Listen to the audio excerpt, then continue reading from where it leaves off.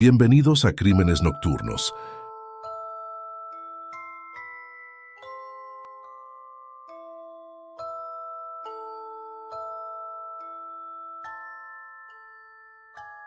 Cada nación tiene a ese primer nombre que marca el inicio de su historia criminal. Hoy, aquí en el canal, te traigo al pionero de los asesinos en serie de su país. Y en los próximos videos conoceremos varios más. Y para abrir esta nueva serie con fuerza, nada más apropiado que viajar directamente a Brasil, donde surgió uno de los depredadores más inquietantes del siglo pasado. Vamos a sumergirnos en el contexto histórico que moldeó la vida del hombre que sería recordado como negro y amarillo, un personaje envuelto en tantas sombras que incluso su historia parece increíble. Así que deja tu me gusta y activa las notificaciones, porque lo que estás a punto de escuchar no se olvida. El primer día del año suele llegar cargado de ilusiones. Para la mayoría, es el comienzo de un nuevo ciclo, una oportunidad fresca de vivir 365 días más. Pero para Antonio Lemos, un adolescente de 15 años, esa fecha no tenía nada de especial. El muchacho estaba de vacaciones de su empleo en una fábrica textil de São Paulo, aunque eso no significaba descanso. El 1 de enero de 1927, Antonio salió temprano, prometiéndole a su madre que regresaría a tiempo para el almuerzo. Ese día tenía un pequeño trabajo pendiente para una señora del barrio de Pena y no quería llegar tarde. Mientras paseaba cerca del mercado central, se encontró con unos amigos y se quedó conversando por un rato. Fue allí donde un hombre alto, de piel oscura, se le acercó y le ofreció invitarlo a comer. Confiado y sin notar el peligro, Antonio aceptó sin pensarlo demasiado. El extraño le pagó el almuerzo, se mostró amable y generoso. Después, le propuso acompañarlo a Pena, ofreciéndole una buena cantidad de dinero. Ya que Antonio debía ir hacia ese rumbo, no vio motivo para rechazarlo. Ambos caminaron juntos, parando de bar en bar, mientras el hombre bebía en cada visita.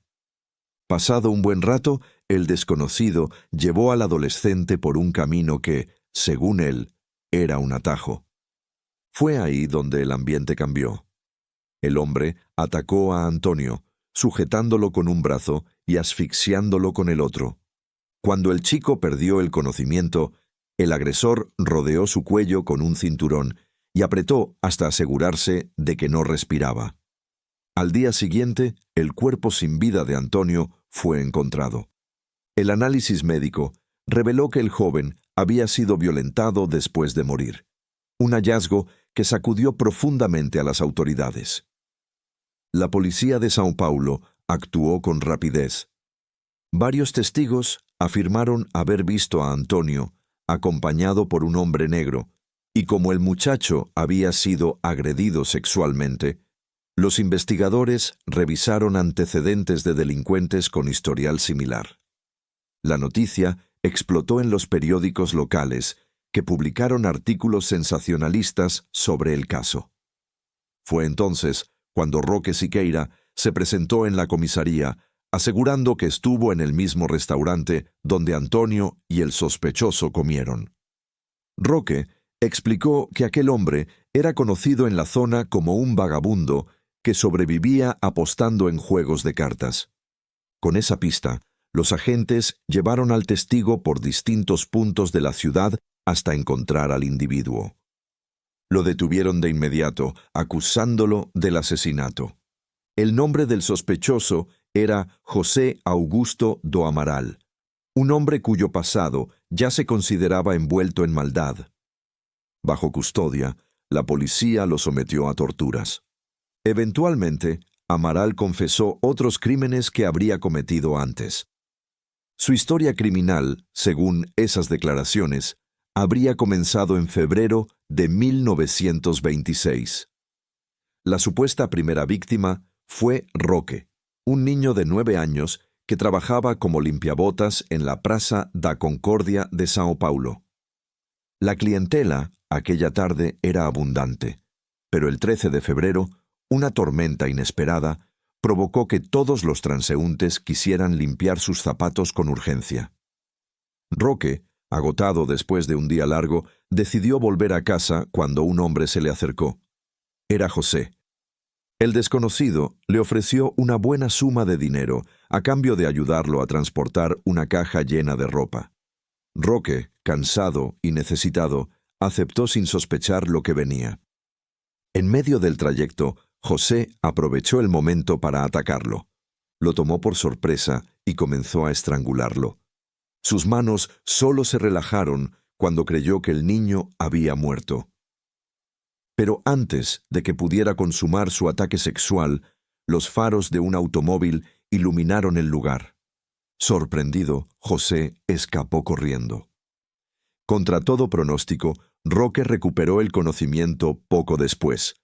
Aturdido y con dificultad, logró pedir ayuda. Su familia, al conocer lo sucedido, tomó una decisión desafortunada. Optaron por no denunciar el incidente a la policía y el caso se perdió en el olvido. Aquella misma noche, José, convencido de que había acabado con la vida del niño, regresó al sitio para confirmar su crimen. Pero al llegar, el cadáver no estaba. Ese hecho no lo detuvo, solo lo impulsó a buscar una nueva víctima. La siguiente no sería encontrada sino hasta finales de 1926. Se trataba de Antonio Sánchez, un hombre de 27 años que pasaba por momentos desesperados. Sentado en un banco de la avenida Tiradentes, estaba angustiado por las cuentas que debía pagar, el alquiler atrasado y el temor constante de ser desalojado. Para empeorar, estaba desempleado. José se acercó a él con una conversación aparentemente amistosa. Tras escuchar sus problemas, lo invitó a almorzar y le ofreció un trabajo. Antonio, aliviado y esperanzado, aceptó sin dudar. Pero esa sensación de esperanza sería lo último bueno que experimentaría. Los depredadores sexuales rara vez actúan al azar, y José sabía exactamente cómo detectar a quienes tenían las defensas bajas. Lo llevó hacia las inmediaciones del aeropuerto Campo de Marte, donde lo condujo a un área apartada. Allí lo estranguló y abusó de él tras su muerte. Después huyó sin mirar atrás. Unos 20 días más tarde, otra vida se cruzaría con él. José Felipe, un niño de 12 años. El 24 de diciembre de 1926, el pequeño pasó la mañana cazando pájaros en la zona alta de Pari, en Sao Paulo. A eso de las 4 de la tarde, pidió permiso a su madre para asistir a la misa de Navidad en la iglesia de San Antonio. Era un chico devoto y su madre lo dejó ir solo. Terminada la ceremonia, José Felipe caminaba por la zona de Canindé cuando vio a lo lejos un hombre vendiendo globos de gas. La imagen lo cautivó. Se acercó, tomó un globo y siguió su camino. Pero minutos después regresó para comprar otro. Fue entonces cuando el vendedor, José, notó que el niño llevaba un pájaro en el bolsillo. Con voz aparentemente amable, le dijo que conocía un sitio repleto de aves. El niño, entusiasmado, lo siguió. El destino, otra vez, fue el Campo de Marte. Allí, José lo estranguló y, una vez muerto, intentó abusar de él. La última víctima fue Antonio Lemos, el joven de 15 años cuyo asesinato en enero de 1927 acabaría revelando al público la existencia del hombre al que llamarían el Diablo Negro. Tras su captura, José relató cada uno de sus crímenes sin mostrar rastro alguno de arrepentimiento. Afirmó reiteradamente que solo abusaba de sus víctimas cuando estaba completamente seguro de que habían muerto.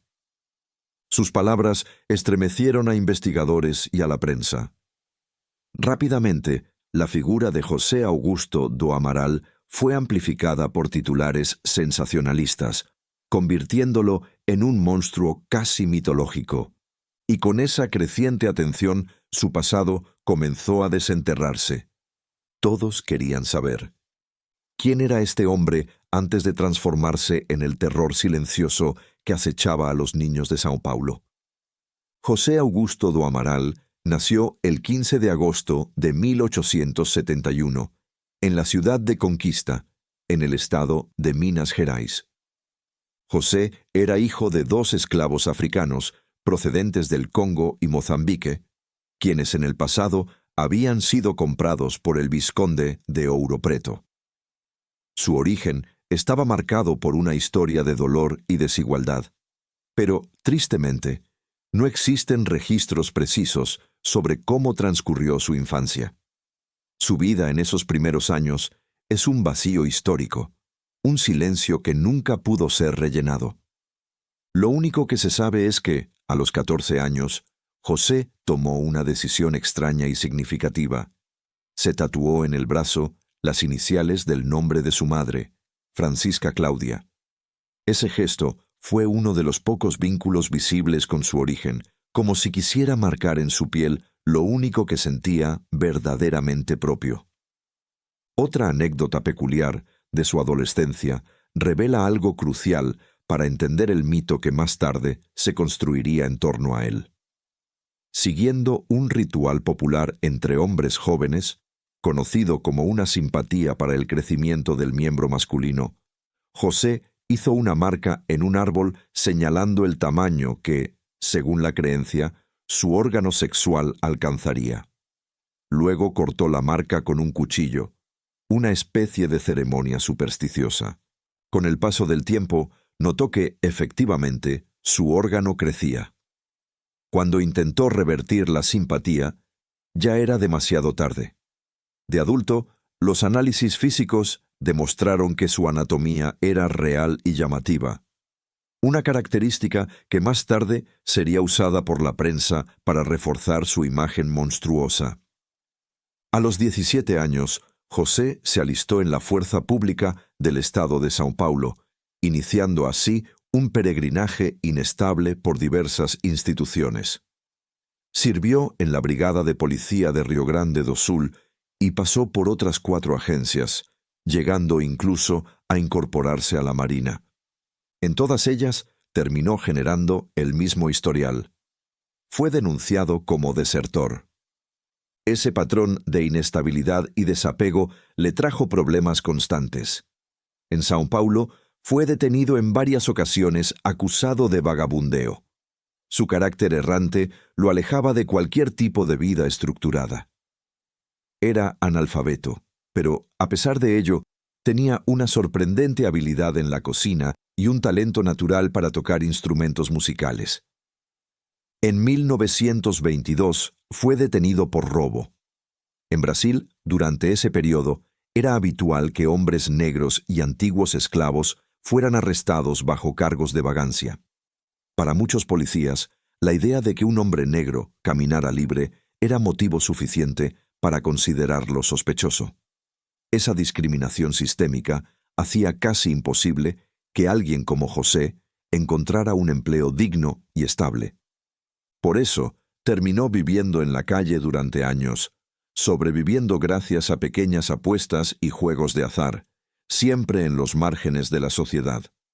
Ese camino errante fue el que finalmente lo condujo a febrero de 1926, cuando cometió el que sería el primer asesinato de una racha que duraría hasta enero de 1927. Tras ser detenido por el crimen de Antonio Lemos, José confesó voluntariamente los otros asesinatos. Llevó personalmente a los investigadores a los sitios donde había abandonado los cuerpos. En esos lugares se hallaron 2 huesos humanos.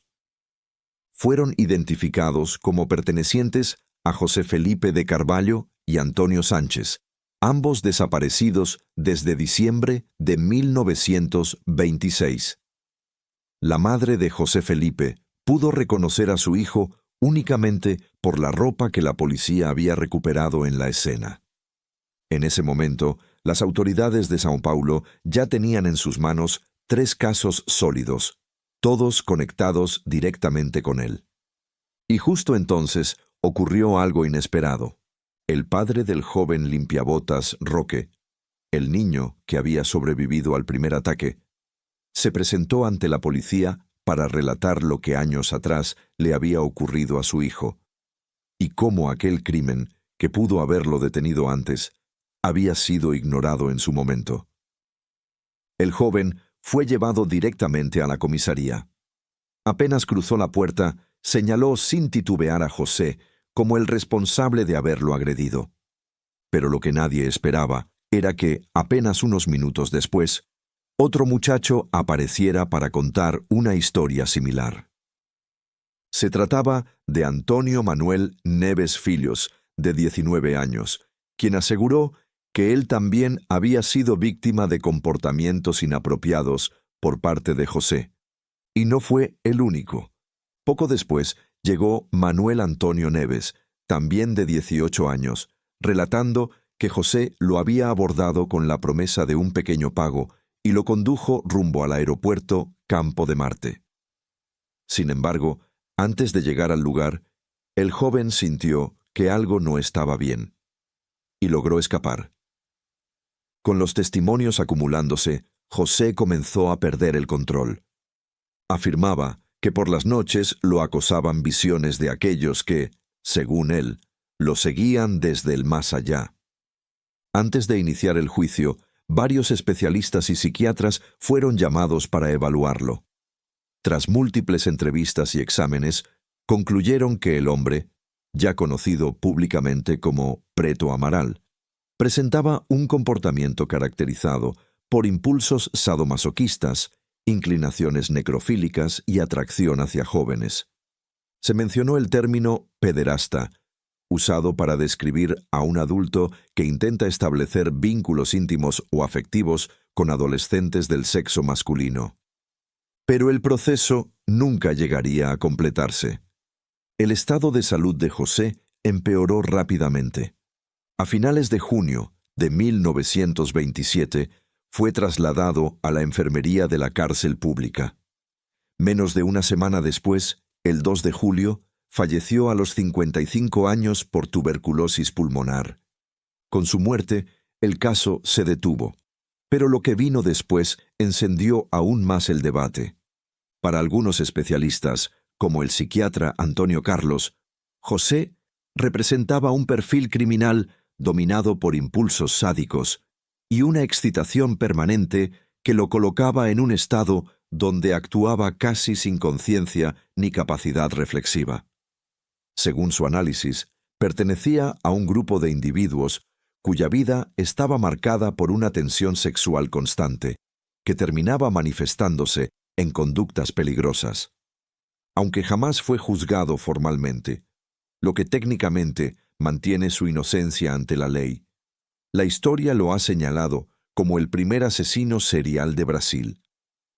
En diciembre de 1926, coincidiendo con su periodo de actividad, desaparecieron al menos 5 jóvenes de entre 14 y 17 años, ninguno de los cuales fue encontrado. La policía de la época sospechaba que Amaral tenía relación directa con estas desapariciones, ya que todas ocurrieron en un lapso muy corto y bajo circunstancias similares. Décadas después, en 2012, la Facultad de Derecho de la Universidad de São Paulo realizó un juicio simbólico. El resultado sorprendió a muchos. Amaral fue absuelto por 257 votos, contra 57 que pedían una condena. Algunos defendían que su caso pudo haber estado marcado por el racismo institucional de la época. Pero los criminólogos, basándose en los patrones, testimonios y evidencias recolectadas, sostienen una postura distinta. El perfil de José encaja plenamente con el de un asesino serial, incluso teniendo en cuenta que en su tiempo las técnicas policiales eran muy limitadas. Pese a esas limitaciones, se reunieron pruebas significativas que lo vinculaban directamente con los crímenes, además de los jóvenes que aseguraron haberlo visto en compañía de las víctimas desaparecidas. A pesar de que José Augusto do Amaral murió antes de enfrentar un juicio real, su nombre quedó atrapado entre dos mundos. el de aquellos que lo consideran una víctima del racismo institucional de la época, y el de quienes ven en él el oscuro origen del término asesino serial en Brasil. Más de un siglo después, su historia sigue dividiendo opiniones, pero una verdad permanece intacta. Cuando un caso nace entre sombras, nunca vuelve a la luz por completo. Los testimonios, las desapariciones, las sospechas, todo quedó suspendido en un silencio que nadie ha podido romper del todo. Y tal vez esa sea la razón por la que su nombre sigue inquietando a las generaciones actuales.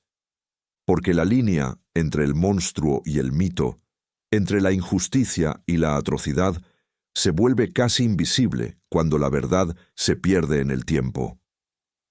Ahora, la pregunta queda en tus manos. ¿Fue José Augusto do Amaral un producto de la discriminación de su época? ¿O realmente fue el primer depredador serial de Brasil? Déjame tu opinión en los comentarios. Y si quieres seguir explorando los casos más oscuros e inquietantes del continente, suscríbete y activa la campana. Aquí, cada historia revela algo más que un crimen. Revela un fragmento de la humanidad que preferimos no mirar. Porque en Crímenes Nocturnos, la oscuridad siempre tiene algo que contar.